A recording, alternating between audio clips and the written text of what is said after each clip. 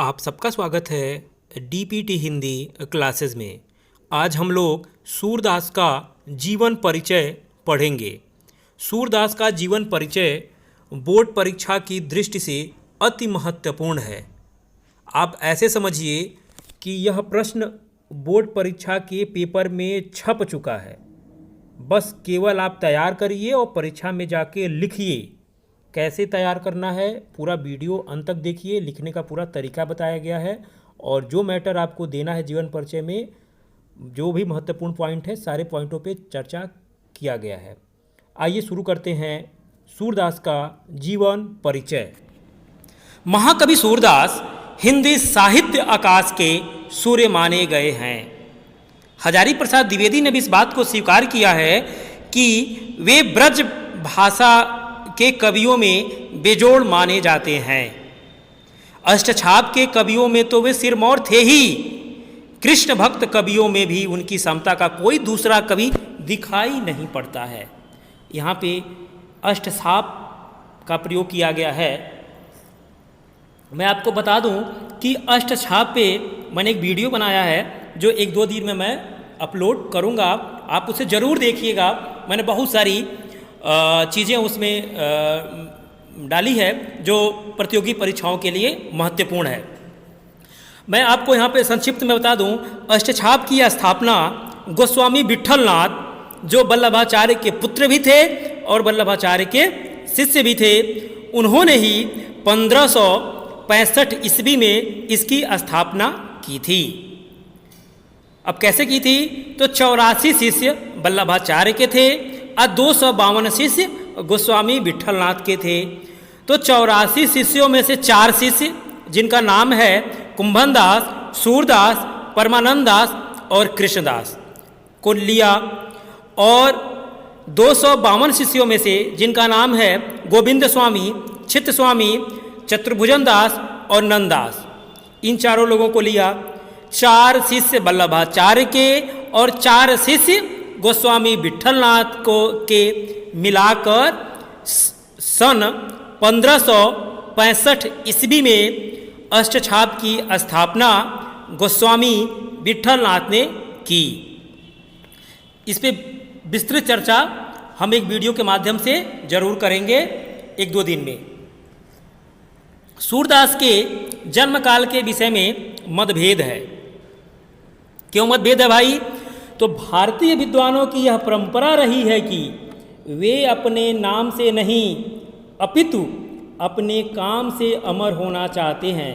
यही कारण है कि जिसके चलते भारतीय साहित्यकारों के जन्म से जुड़े हुए प्रसंग सदैव विवादास्पद रहे हैं। भारतीय विद्वानों की परंपरा रही है अपने नाम से नहीं, अपने काम से वह अमर होना चाहते हैं। सूरदास जी का जन्म वैशाख शुक्ल षष्ठी संवत 1535 में को मथुरा आगरा ग्राम पर स्थित रुनकता रेणुका क्षेत्र में हुआ था। ये सारस्वत ब्राह्मण रामदास के पुत्र थे। इनकी माता के विषय में कुछ भी ज्ञात नहीं है। अब सूरदास जी जन्मांध थे या बाद में ये नेत्रहीन हुए, इस संबंध में भी विवाद है कि सूरदास जन्मांध थे या नेत्रहीन थे। ये बाद में नेत्रहीन हुए, इस पर बहुत सारे विवाद होता है, बहुत सारे प्रश्न खड़े होते हैं। कुछ लोग कहते हैं कि सूरदास जन्मांध थे, कुछ लोग कहते हैं कि सूरदास बाद में नेत्रहीन हुए। तो जो मेरे पास स्रोत है, मैं उस स्रोत के माध्यम से आप तक पहुंचाने का प्रयास किया हूं। इन्होंने प्रकृति के नाना व्यापारों और मानव स्वभाव का ऐसा चित्रण या मानव स्वभाव का एवं चेष्टाओं आदि का जैसा सूक्ष्म व हृदयग्राही वर्णन किया है, उससे यह जान पड़ता है कि यह बाद में नेत्रहीन हुए थे। सूरदास की कविताओं में नाना प्रकार के प्राकृतिक दृश्यों, मानव स्वभाव, चेष्टाओं आदि का जो सूक्ष्मता से इन्होंने वर्णन किया है, उससे यह जान पड़ता है कि यह बाद में नेत्रहीन हुए। आरंभ में ही इन्होंने भगवत भक्ति विद्यमान थी। मथुरा के निकट गौ घाट पर ये भगवान के विनय के पद गाते हुए निवास करते थे। यही उनकी मुलाकात महाप्रभु वल्लभाचार्य से हुई। वल्लभाचार्य से हुई तो इन्होंने एक सरस पद सुनाया और यह इतना वह पद वल्लभाचार्य को इतना वो पद भा गया कि वल्लभाचार्य ने उनको अपना शिष्य बना लिया। और शिष्य बनाने के बाद से गोवर्धन पर स्थित श्रीनाथ जी के मंदिर पर इनको सूरदास जी को प्रमुख जो है कीर्तनिया नियुक्त कर दिया। यह प्रमुख जो है कीर्तन गाने वाले हो गए। और यहीं पे जी गोवर्धन पर्वत पर श्रीनाथ जी के मंदिर पर ही इन्होंने भगवत भक्ति में वर्णित कृष्ण चरित्र का ललित पदों में गायन किया। महाप्रभु वल्लभाचार्य जी की भक्ति संप्रदाय पुष्टि मार्ग कहलाता है या पुष्टि मार्ग कहलाई। ये परीक्षा में पूछा जाता है कि पुष्टि मार्ग की स्थापना किसने की, तो पुष्टि मार्ग की स्थापना वल्लभाचार्य ने की। ठीक, यह भी प्रश्न पूछा जाता है कि पुष्टि मार्ग का अर्थ क्या होता है, तो पुष्टि मार्ग का अर्थ होता है ईश्वर के प्रति अनुग्रह, ईश्वर की कृपा। यह भी प्रश्न बनता है कि पुष्टि मार्ग का जहाज किसे कहते हैं, तो पुष्टि मार्ग का जहाज हम सूरदास जी को कहते हैं। नीचे लिखा गया है कि एकमात्र भगवान की कृपा पर ही निर्भरता को सिद्ध रूप में ग्रहित करने के कारण यह पुष्टि संप्रदाय कहलाया। गुरु के प्रति इनकी अगाध श्रद्धा थी सूरदास की। सूरदास जी की मृत्यु संवत 1640 में गोवर्धन के निकट परसौली नामक ग्राम में हुआ। ये कहते हैं कि सूरदास जी मृत्यु के समय एक पद गाया करते थे। पद गाया था जिस पद का नाम था खंजन नेत्र रूप रस गाते माते। अब हम देख लेते हैं सूरदास जी का साहित्यिक सेवाएं, इन्होंने साहित्य में क्या योगदान किया।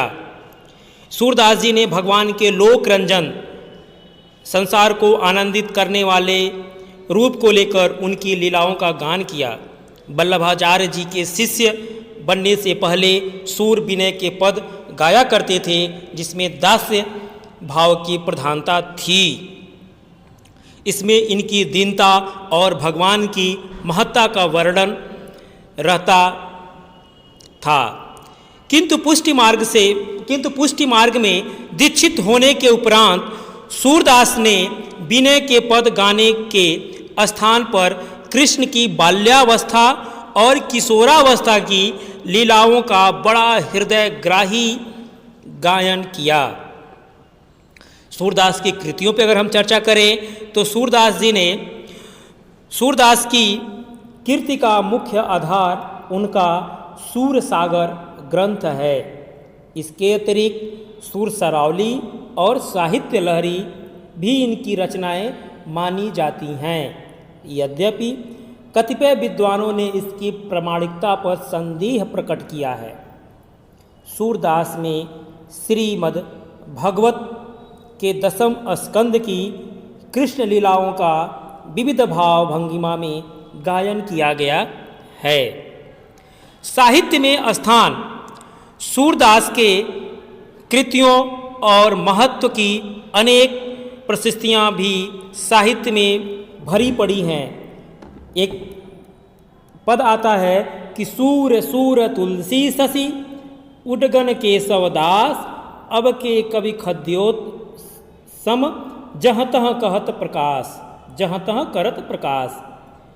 यदि इसे अतिशयोक्ति भी माने तो कम से कम इतना तो निसंकोच कहा जा सकता है कि तुलसी के समान व्यापक काव्य क्षेत्र न चुराने पर भी सूर ने अपने सीमित क्षेत्र वात्सल्य और श्रृंगार का कोई कोना ऐसा न छोड़ा जो उनसे संचयन से अछूता पड़ा हो या जो उनसे छूट गया हो।